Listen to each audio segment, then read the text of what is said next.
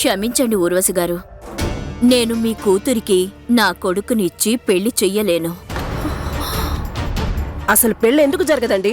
మీ కుటుంబంలో ప్రేమను శత్రుత్వంగా మార్చే ఆచారం ఉందా? ఇలాగే ముందు కూడా మీరు నన్ను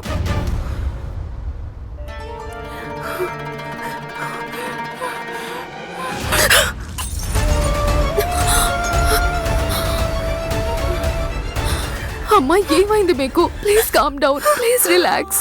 అంతా సర్దుకుంటుంది, నన్ను నమ్మండి.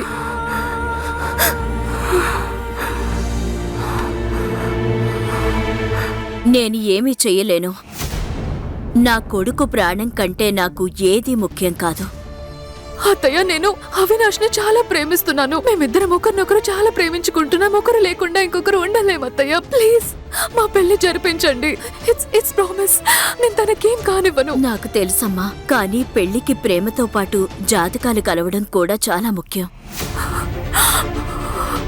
నీ జాతకంలో దోషం ఉందని నీకు తెలుసు కదా. పిల్లల జాతకాలు కలవకపోతే ఏమైంది? వాళ్ళ మనసులు కలిసాయి కదా. వాళ్ళ చేతి రాతల్లో ఒకరికొకరు తోడుగా ఉండాలని రాసుంది. మా హాసినమ్మ కొన్ని గంటల తర్వాత పుట్టుంటే అంతా మారిపోయేది. గ్రహస్థితి అనుకూలించేది. ఏంటి, కొన్ని గంటల తర్వాత? కానీ పంతులు గారు నెలల తేడా ఉందని చెప్పారు కదా. లేదు లేదు, బహుశా నా వల్ల పొరపాటు ఏదైనా జరిగిందేమో. నేను తప్పుడు జాతకం ఇచ్చానేమో. ఒక్క నిమిషం, నేనిప్పుడే వస్తాను.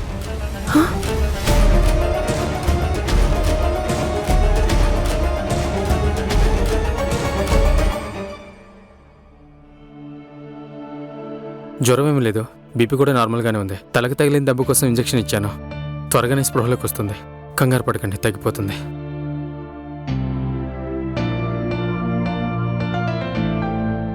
అమ్మా, నన్ను క్షమించండి.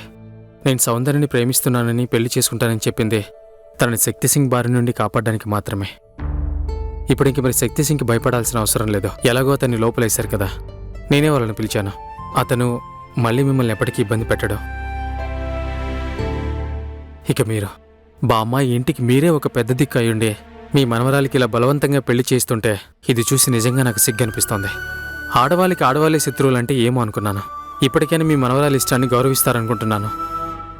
ఇకనైనా మారండి. ఉంటాను.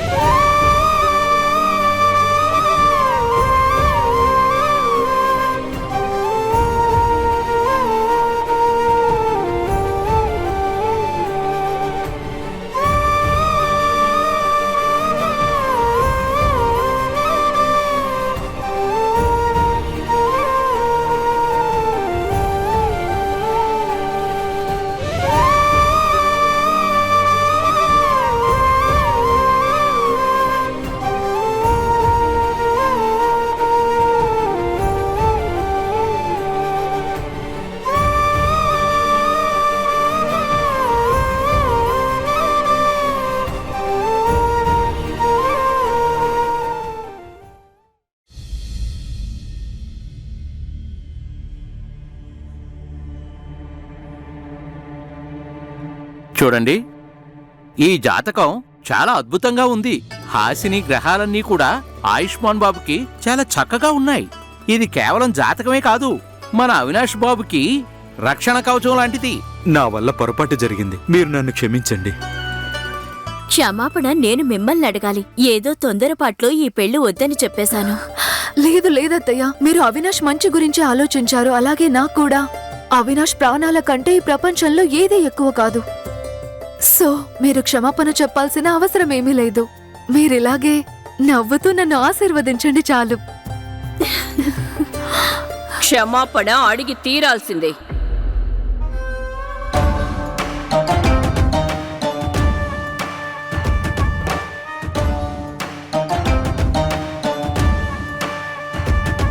క్షమాపణ అడగాల్సిందే, అది చేతులు జోడించి. పెద్దమ్మగారు, మీరు వదిలేయండి. మనమంతా ఒకే కుటుంబం వాళ్ళం. అయినా అత్తయ్య గారు కూడా పెద్దవారే కదా. పెద్దలైనా చిన్నవాళ్లైనా వాళ్ళు చేసిన తప్పేంటో గుర్తు చెయ్యకపోతే అదే అలవాటుగా మారుతుంది. కానీ అది మాట్లాడకు, వింటో నేర్చుకో.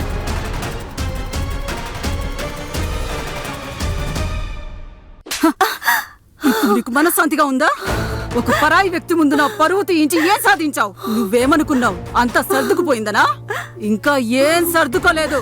ఆ శక్తి సింగ్ ఈ రోజు కాకపోతే రేపు జైలు నుండి తిరిగి వస్తాడు. వాడు తోడేల్లాంటి వాడు. తోడేలు తన రూపాన్ని మార్చుకుంటుంది, కానీ దాని బుద్ధినప్పుడు మార్చుకోదు. ఇప్పుడు వాడు గాయపడిన తోడేలు చాలా ప్రమాదకరంగా మారుతాడు. వాడు జైలు నుంచి వచ్చిన తర్వాత మనల్ని ఏం చేస్తాడో, మన మీద ఎలా పగ తీర్చుకుంటాడో నాకేం అర్థం కావడం లేదు.